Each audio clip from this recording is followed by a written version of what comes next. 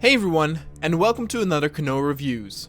Today we look at a game originally released back in 2018, but one that has only been released on PC since late 2019. I'm talking about Red Dead Redemption 2.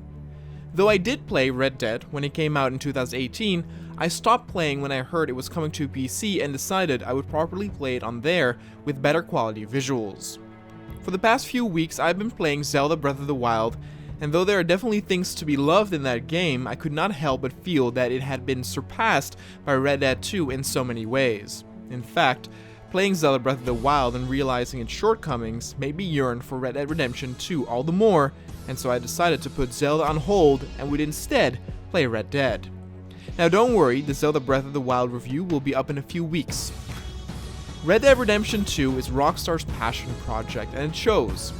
Ever since Rockstar had purchased the rights to the Red Dead series with Red Dead Revolver way back when, it was clear that the Houser brothers shared a love for the Western genre of movies and stories. But the Western and cowboy setting is of course much more of a niche than the modern tales of Grand Theft Auto. But the way I see it, the GTA games are such a massive success that Rockstar can afford to make a less popular franchise every once in a while where they pour out their hearts and soul into it. Now mind you, Red Dead 2 sold more than 25 million copies, making it very successful. But compared to GTA 5, which has sold more than 4 times as much, it cannot compare. Though the game has been praised by many, it has also been criticized by some for its slow and limited gameplay mechanics. Let's just find out if this indeed holds true. Red Dead Redemption 2 tells the story of Arthur Morgan and his involvement in the Dutch van der Linde gang, which was just the cherry on top since I'm Dutch, so the van der Linde name was nothing short of familiar. I've never played Red Dead Redemption 1 since it did not come out on PC back then, but I have heard really good things, and I understood the gist of it, namely that you played as John Marston and you were out to find some of your old gang members to put them down. For those who have played the previous entry, it must have been a joy to see familiar faces like Javier, Uncle, and Bill, to which most even have the same voice actors as the old game. The gang you hang out with counts about 20 people, and each of them have their own personality and are memorable. From my favorite side character Charles, a half-black and half-Indian hunter that has been on his own for most of his life, but that taught him to be hard and a survivalist, to Hosea, a gentle older fella who is the glue to what holds the gang together as he sees the good in all members who join. To even Kieran Duffy, a former member of a rival gang who's been captured and taken into the van der Linde gang, where he then suffered quite a bit of bullying before meeting a grisly end. The focus on multiple characters was set in motion by GTA 5, where you played as multiple characters for the first time in a GTA game. Back when Red Dead 2 was first announced, some people believed that you would be able to play as all 20 or so of the gang members, but this is not the case. For most of the time, you'll be just playing as Arthur. The story of Red Dead 2 follows this gang, as they are on the run from the Pinkerton Detective Agency and travel from town to city and set up camps in various locations. Each town has its own distinct conflicts and characters that the group will have to deal with, just like we are used to from previous GTA games. From the cattle town of Valentine, where ranchers always need an extra hand, to the small town of Rhodes that is interwoven into a conflict between two feuding families. Or the big city of Saint Denis, where an Italian mob boss is running things in a brutal way. It's all done very well, but the type of conflicts you have with these characters is nothing new, and the main heart of the story lies in Arthur and his interaction with his own fellow group members, and how slowly Dutch is losing control as things get out of hand. It's a mature, very well written story where topics like death and one's meaning in life do come to question and are dealt with in a beautiful and adult manner. If I had to have one tiny bit of critique on the story, it's that the story with Dutch focuses too much on him wanting to settle one final score for money to get away. This happens maybe 3 or 4 times throughout different towns and cities, making it feel a bit repetitive. But of course the story is not the first thing that comes to mind when one thinks of Red Dead Redemption 2. The first thing everyone stumbles about is how jaw-droppingly gorgeous the graphics are, and my god, is she still a beauty. Sure, the game was only released last year for PC with slightly better graphics, but the blueprints are still the same as the console version, meaning that this 2-year-old game still looks absolutely amazing even in 2020. Mostly the vistas, as you ride on your horse amongst majestic canyons or open fields or lush forests, are enough to make you stop and appreciate the detail Rockstar put into this title.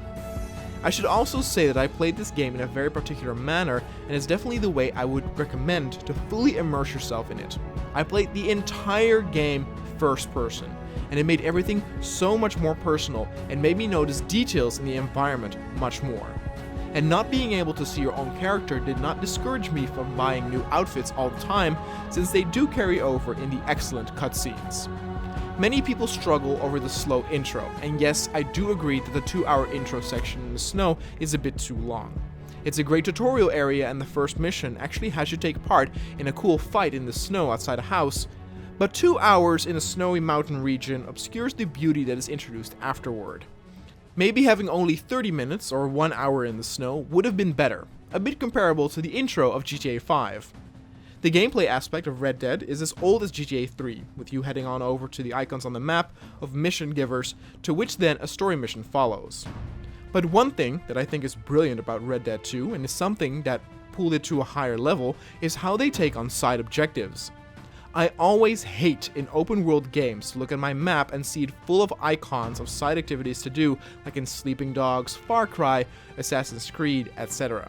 The reason why I hate it so much is I do want to complete it as much as I can, and it takes the speed out of the main story if I have to travel over half the entire map to do several side objectives before heading back to the main story. Sometimes there are so many side objectives to do at one time that I kind of forget what the main story was about. But here, they don't do that. Whenever you ride through the country, whether it's up towards a mission or just for fun, side objectives and characters will spawn and be notified on the map when you're close. This makes doing the side objectives far more dynamic, and makes it look like you ran into someone by pure chance. Instead of looking on the map and heading someplace entirely different from the main story to do an objective, I simply ride on my horse towards the main mission, and on my way there, stumble upon a man bitten by a snake, or a prisoner who has escaped and needs someone to shoot his chains, or a woman whose horse has collapsed and needs a ride home. Since I'm on my way to the main mission, and this side objective was close anyway, I just decide to do it, and it doesn't feel like I'm going out of my own way to do something less important. This dynamic system works so well, in fact, that I think it should become the new standard in open world games. Now, it is true that once you have met some more important side characters that have multiple missions attached to them, that you will get their icons on the map, but more often than not, those missions are paired with cutscenes and feel more like main missions. There are a few that stand out, including helping a professor get his new humane invention, the electric chair, get introduced to the public, or helping an Italian circus director hunt down his escaped animals, a side mission that actually starts out painfully slow, but ends up with a great climax. Now, the main story missions themselves are more often than not nothing new and have the standard mission structure that we have all known since long ago. Ride to point A, shoot some people, or grab an item, and then return to point B or head towards a new point to get debriefed. Some critique that I think can be valid is how strict some of the missions are in what you can and cannot do. There are constant fail states that, if triggered, will end the mission immediately. Your standard do not get spotted while tailing someone through a city, or if you're trying to resolve a dispute where a guy is abusive towards a woman, you cannot go and deal with him any way you want. It's very linear in that sense, and that is something that many people did not like, but I have to admit that I did like that approach, but that was purely because of the high production value of the game. You see, that is where I think Red Dead 2 really pulled off a new level in gaming and set a new standard. The graphics are gorgeous, yes, but the in-game animations and dialogue are out of this world. Sometimes entire sections in missions are motion captured. A good example is the escape from a graveyard in the city with John Marston. Just experience this scene in first person, and look at how fluent and realistic John's animations are.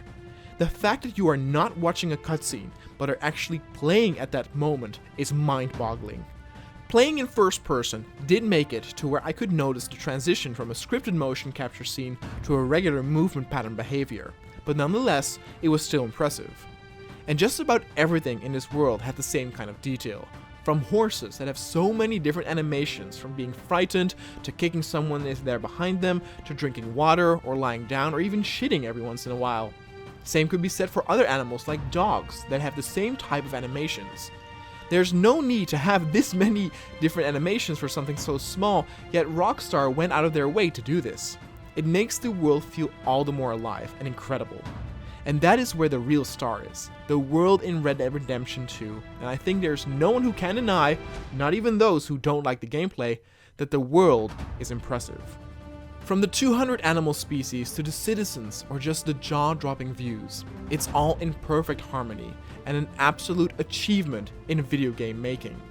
It made me realize that as long as the production value is incredible with believable characters and an amazing story, that is enough to wrap me in, as I do find this game better than both Witcher 3 and Zelda Breath of the Wild, even though you have more freedom in those other two titles.